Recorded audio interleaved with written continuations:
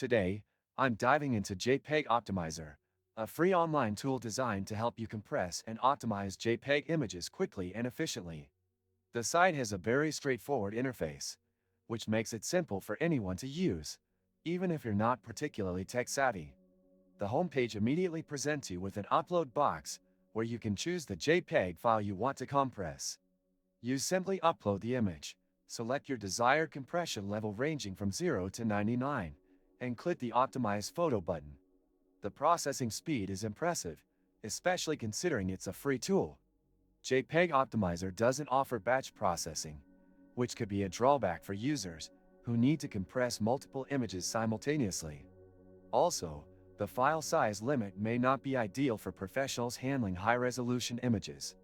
However, for standard JPEG files, it works smoothly and maintains good image quality even at higher compression levels.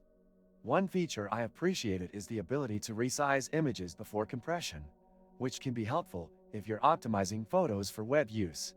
But keep in mind, JPEG Optimizer only supports JPEG files, so if you have PNGs, GIFs, or other formats, you'll need to convert them first. Ever got a file you just can't edit? Frustrating, right? Not anymore. Doka Clipper makes editing, converting, and signing effortless in seconds. This and many other useful links you can find in the description. Another limitation is that JPEG Optimizer doesn't provide any additional editing tools or advanced options beyond resizing and compression. So, if you're looking for features like cropping, color adjustment, or watermarking, this might not be the tool for you.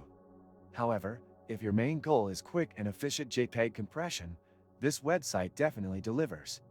The results are accurate, and the download process is immediate with no sign-up required.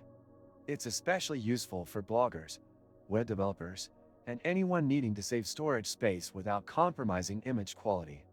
Overall, JPEG Optimizer is a reliable tool for what it offers, but it's not perfect.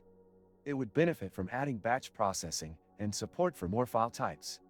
Despite these drawbacks, it remains a handy solution for everyday JPEG compression needs. If you found this review helpful, don't forget to like the video, subscribe to the channel, and share your experience with JPEG Optimizer in the comments below. Thanks for watching.